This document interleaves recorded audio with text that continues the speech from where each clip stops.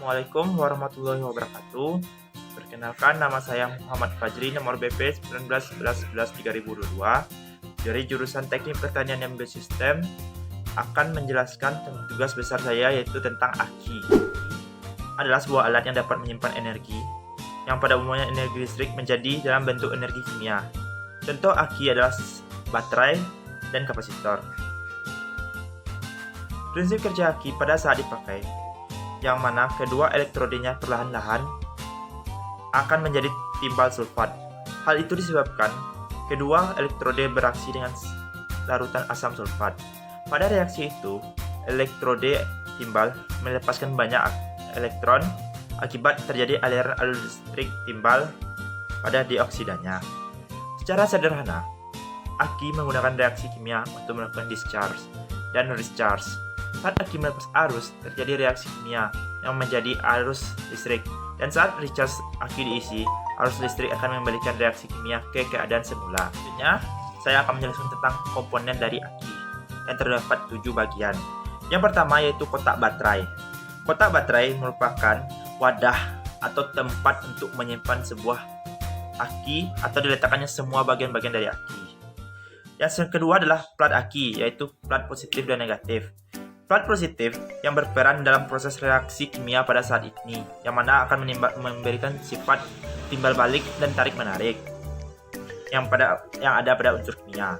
Yang ketiga adalah plat separator yang berfungsi untuk menyekat plat positif dan negatif. Kedua plat ini harus disekat agar tidak terjadi konsleting. Yang keempat yaitu sel separator.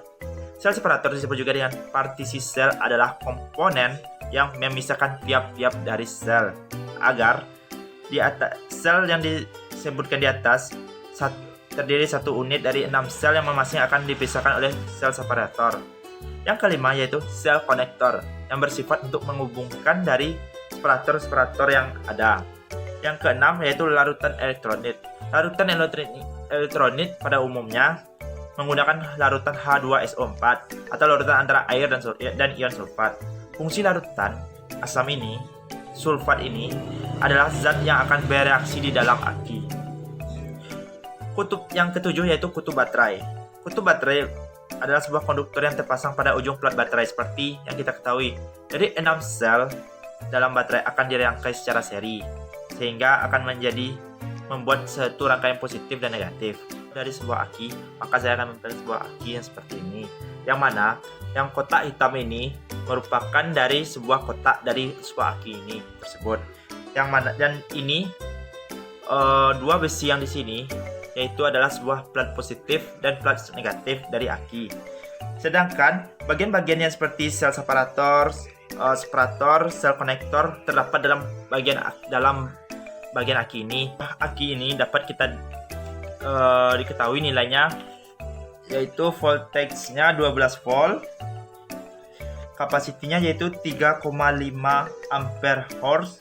Hasil dari perhitungan dari kode aki yang saya lihat, yaitu diketahuinya 3,5 ampere hours dan nilai voltnya yaitu 12. Maka 3,5 dikali 12 yaitu 41 watt Wh, dan jika kita penggunaannya hanya 50%, maka nilainya adalah 20,5 Hz. Penjelasan saya tentang aki.